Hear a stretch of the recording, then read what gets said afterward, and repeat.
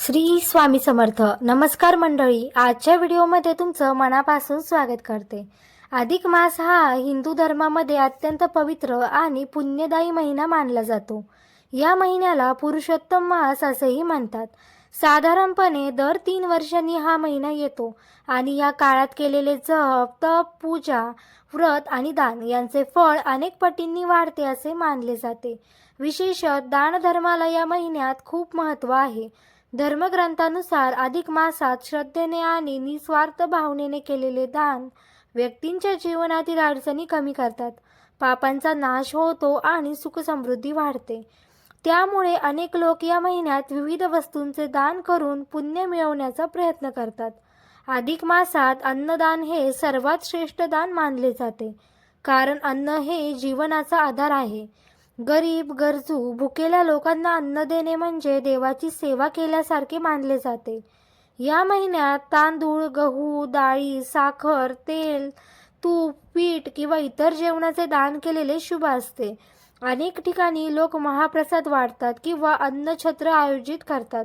असे मानले जाते की अन्नदान केल्याने घरात कधीही अन्नाची कमतरता भासत नाही आणि माता अन्नपूर्णेची कृपा कायम राहते. तसेच जीवनात समाधान आणि मानसिक शांतता मिळते. वस्त्रदानालाही अधिक मासात विशेष महत्त्व आहे. गरजू लोकांना नवीन कपडे, साड्या, ब्लँकेट, शॉल किंवा मुलांचे कपडे दान केल्याने पुण्य प्राप्त होते असे मानले जाते. अनेक लोक वृद्धाश्रम, अनाथाश्रम किंवा गरिबांना कपडे दान करतात. धर्मशास्त्रामध्ये सांगितले आहे की वस्त्रदानामुळे शरीर आणि मनावरील नकारात्मकता कमी होते आणि जीवनात आनंद वाढतो. विशेषतः थंडीच्या काळात गरजू लोकांना उबदार कपडे देणे हे मोठे सत्कर्म मानले जाते. तांब्याच्या वस्तूंचे दान अधिक मासात अत्यंत शुभ आहे. तांब्याचा लोटा, तांब्याचे भांडे, तांब्याचा कलश किंवा पाण्याशी संबंधित वस्तू दान केल्याने सूर्यदेवाची कृपा मिळते असे मानले जाते. तांबे हे शुद्धतेचे आणि सकारात्मक ऊर्जेचे प्रतीक आहे. काही लोक पाण्याने भरलेले तांब्याचा कलश दान करतात. असे मानले जाते की यामुळे आरोग्य सुधारते, आर्थिक समस्या कमी होतात आणि घरातील नकारात्मक ऊर्जा दूर होते.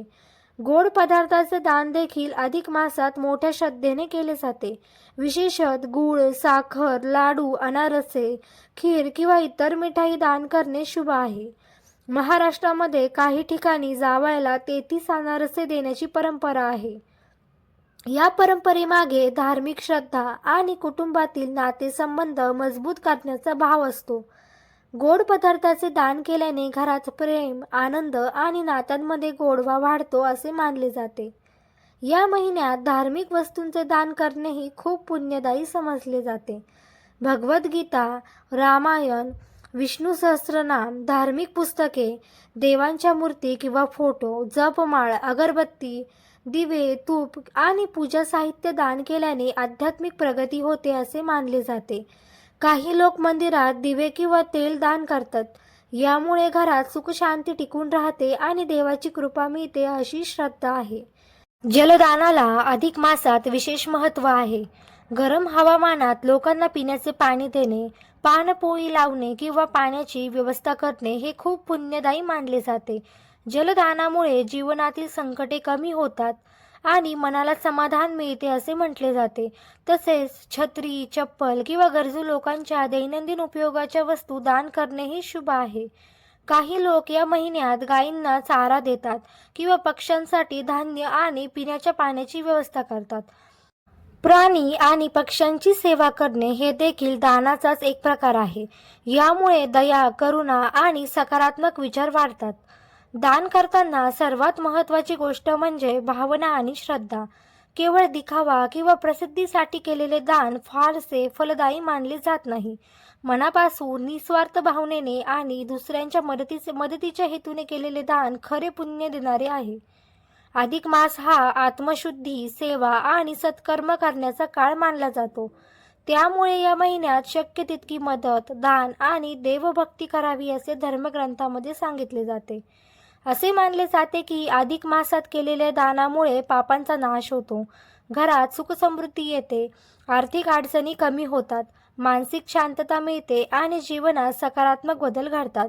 म्हणूनच हा महिना दानधर्म, सेवा आणि सत्कर्म करण्यासाठी अत्यंत शुभ मानला जातो. अधिक मासात दान केल्याने काय होते, चला तर बघूया.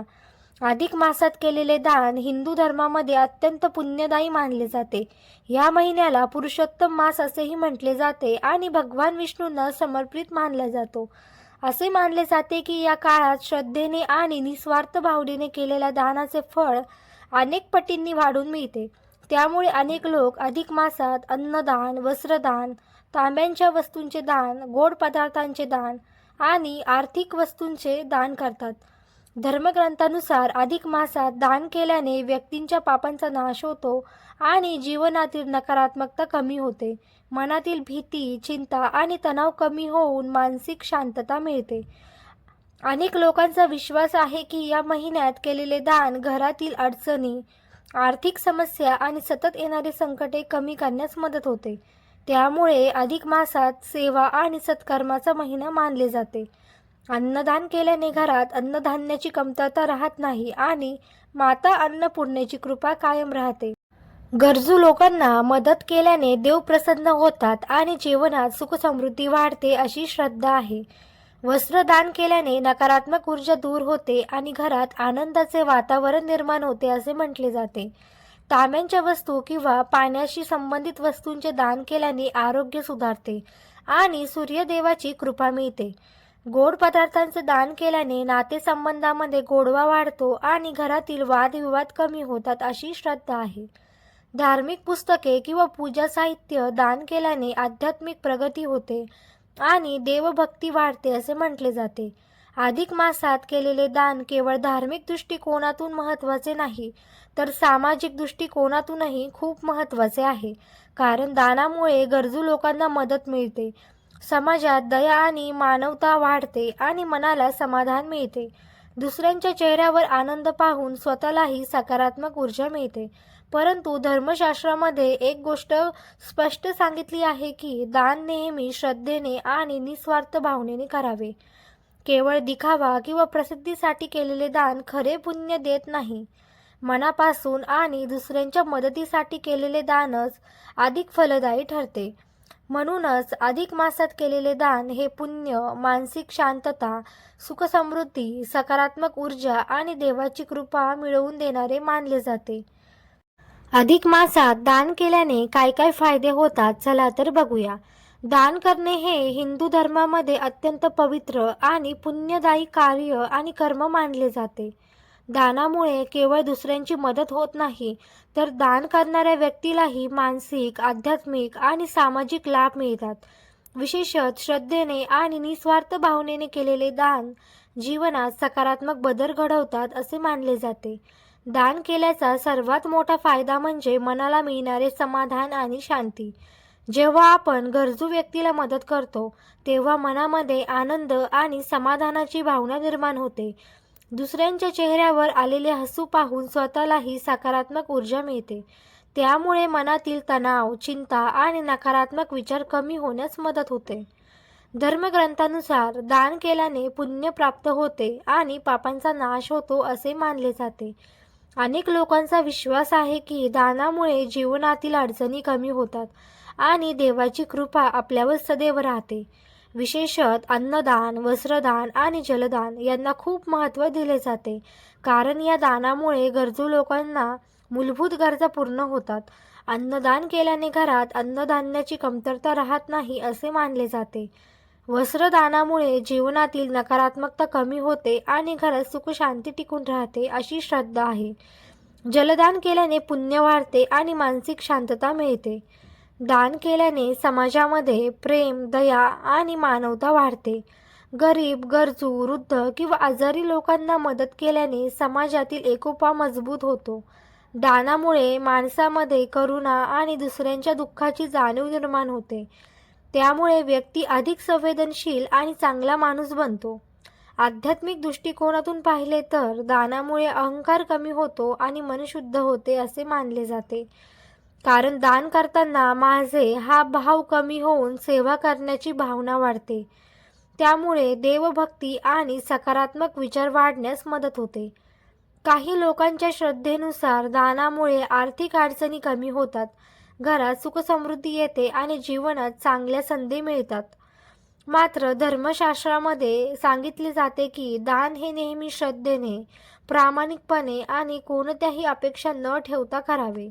दिखावा किंवा प्रसिद्धीसाठी केलेले दान खरे पुण्य देत नाही आणि त्या दानाचा आपल्याला काहीही फायदा होत नाही. म्हणूनच दान हे केवळ धार्मिक कार्य नसून मानवतेशी सेवा करण्याचा एक सुंदर मार्ग मानला जातो. दानामुळे दुसऱ्यांचे जीवन सुधारते आणि स्वतःच्या मनालाही शांती, आनंद आणि समाधान मिळते. अशीच नवनवीन माहिती बघण्यासाठी चॅनल सबस्क्राईब करायला विसरू नका. पुन्हा भेटू नवीन माहिती सोबत. तोपर्यंत धन्यवाद. श्री स्वामी समर्थ.